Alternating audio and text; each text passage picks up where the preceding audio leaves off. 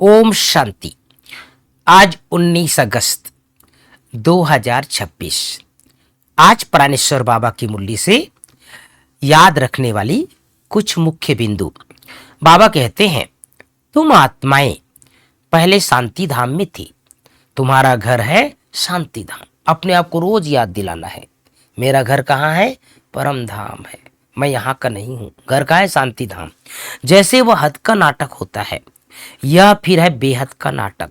सभी आत्माएं परम धाम से आकर शरीर धारण कर पाठ बजाती है। आत्माओं का असूल घर है परम धाम।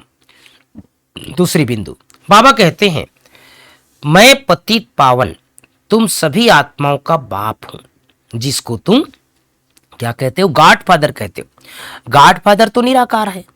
ब्रह्मा विष्णु शंकर को भी गॉड फादर नहीं कहेंगे, उसमें भी आत्मा है, परंतु उनको कहते हैं ब्रह्मा देवताय नमः, विष्णु देवताय नमः। देवताओं क्या करते हैं या किसको पता नहीं है।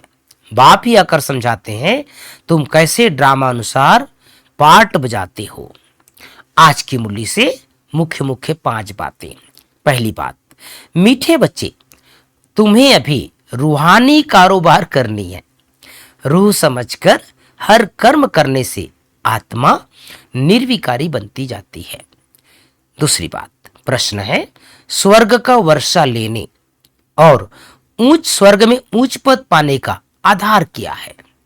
उत्तर है, ब्रह्मा कुमार कुमारी बने तो स्वर्ग का वर्षा तो मिल ही जाएगा, परंतु ऊंच पद का आधार है पढ़ाई।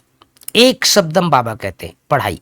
अगर बाप का बनकर अच्छी रीति पढ़ाई पढ़ते रहे, पूरा पवित्र बने तो राजाई पद मिलता है।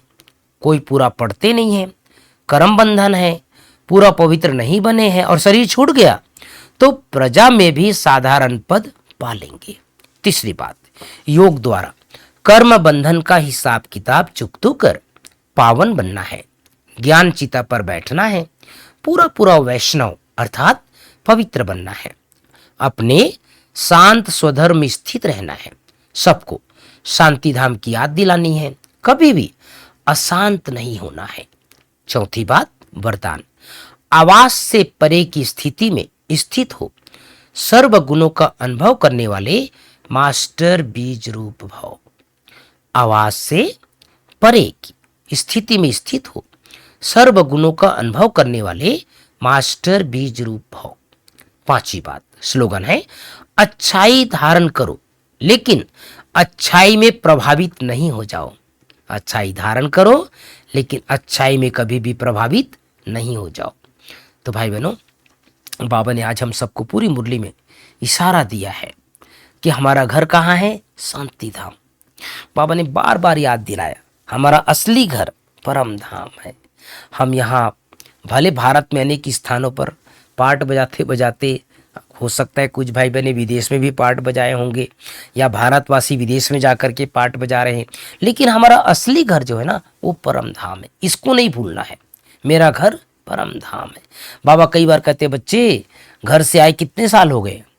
अरे अपने आप से पूछना है, मुझे घर से आए कितने साल हो गए? 5000 वर्ष हो गए। तो बाबा कई बार कहते हैं, घर जाने की चिंता है कि नहीं है?